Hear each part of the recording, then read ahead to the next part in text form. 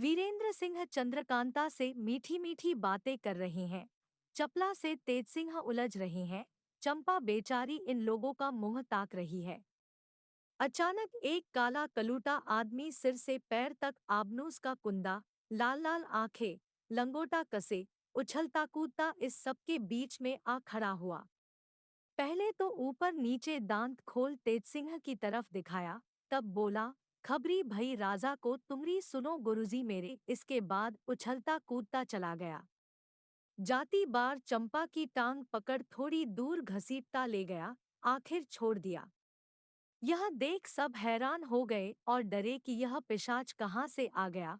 चंपा बेचारी तो चिल्ला उठी, मगर तेज सिंह फौरन उठ खड़े हुए और वीरेंद्र सिंह का हाथ पकड़ के बोले, चलो जल्दी उठो, अब बैठने का मौका नहीं। चंद्रकांता की तरफ देखकर बोले, हम लोगों के जल्दी चले जाने का रंज तुम मत करना, और जब तक महाराज यहाँ न आए इसी तरह सबकी सब बैठी रहना। चंद्रकांता, इतनी जल्दी करने का सबब क्या है, और यह कौन था जिसकी बात सुनकर भागना पड़ा? तेजा, जल्दी से, अब बात करने का मौका नहीं रहा। यह कहकर वीरेंद्र सिंह को जबरदस्ती उठाया और साथ ले कमंद के जरिए बाग के बाहर हो गए।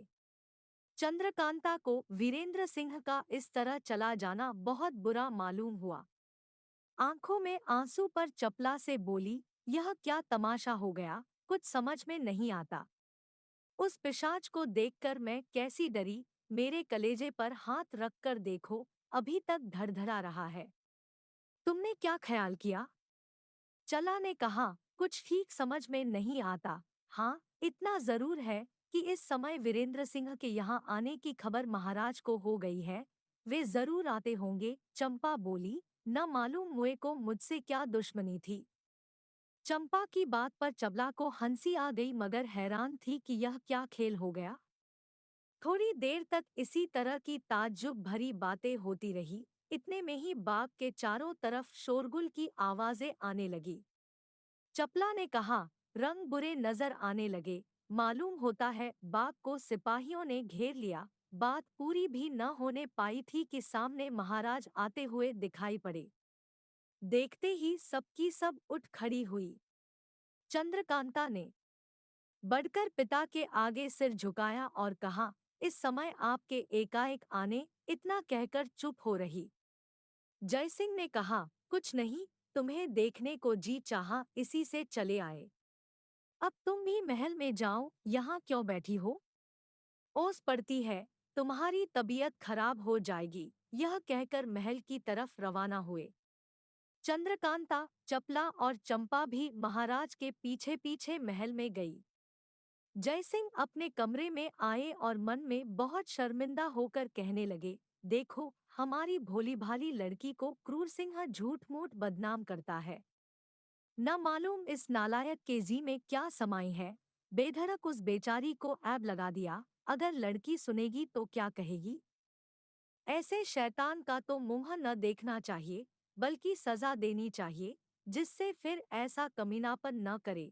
यह सोच हरि सिंह नामी एक चौबदार को हुक्म दिया कि बहुत जल्द क्रूर को हाजिर करे। हरि सिंह क्रूर सिंह को खोजता हुआ और पता लगाता हुआ बाग के पास पहुंचा, जहां वह बहुत से आदमियों के साथ खुशी खुशी बाग को घेरे हुए था। हरि सिंह ने कहा, चलिए, महाराज ने बुलाया है। क्रूर सिंह घबरा उठा कि महाराज ने क्यों बुलाया? क्या चोर नहीं मिला? महाराज तो मेरे सामने महल में चले गए थे। हरि सिंह से पूछा, महाराज क्या कह रहे हैं? उसने कहा, अभी महल से आए हैं, गुस्से से भरे बैठे हैं, आपको जल्दी बुलाया है। यह सुनते ही क्रूर सिंह की नानी मर गई। डरता कांपता हरि सिंह महाराज के पास पहुंचा। महाराज ने क्रूर सिंह को देखते ही कहा, क्यों बे क्रूर?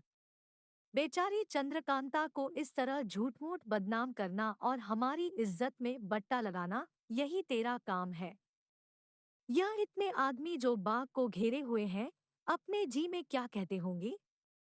नालायक, गधा, पाजी, तूने कैसे कहा कि महल में वीरेंद्र है?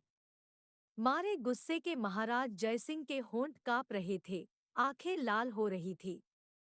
यह कैफियत देख क्रूर सिंह की तो जान सूख गई। घबरा कर बोला, मुझको तो यह खबर नाजिम ने पहुंचाई थी जो आजकल महल के पहरे पर मुकर्रर है।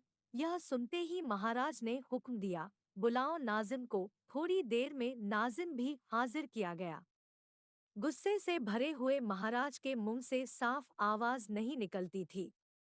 तूने फूटे शब्दों में नाजिम से पूछा, क्यों बे, तूने कैसी खबर पहुंचाई? उस वक्त डर के मारे उसकी क्या हालत थी वही जानता होगा। जीने से नाउम्मीद हो चुका था। डरता हुआ बोला, मैंने तो अपनी आंखों से देखा था हुजूर, शायद किसी तरह भाग गया होगा।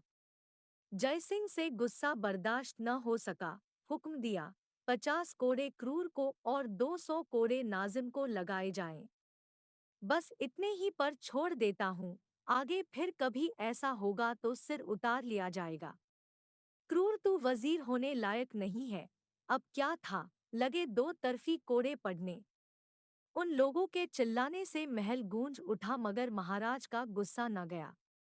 जब दोनों पर कोड़े पड़ चुके तो उनको महल के बाहर निकलवा दिया और महाराज आराम करने चले गए, मगर मारे गुस्से के रात भर उन्हें नींद न आई। क्रूर सिंह और नाजिम दोनों घर आए और एक जगह बैठकर लगे झगड़ने। क्रूर नाजिम से कहने लगा, तेरी बदौलत आज मेरी इज्जत मिट्टी में मिल गई। कल दीवान होंगे यह उम्मीद भी न रही। मार खाई उसकी तकलीफ मैं ही जानता हूँ। यह तेरी ही बदौलत हुआ। नाजिम कहता था, मैं तुम्हारी बदौलत मारा गया, नहीं तो मुझको क्या काम था। जहन्नुम में जाती चंद्रकांता और वीरेंद्र, मुझे क्या पड़ी थी जो जूते खाता। ये दोनों आपस में यूं ही पहरों झगड़ते रहे। अंत में क्रूर सिंह ने कहा, हम तुम दोनों पर लानत है, अगर इतनी सजा पाने पर भी वीरेंद्र को गिरफ्तार न किया। नाजिम ने कहा, इसमें तो कोई शक नहीं कि वीरेंद्र अब रोज महल में आया करेगा, क्योंकि इसी वास्ते वह अपना डेरा सरहद पार ले आया है।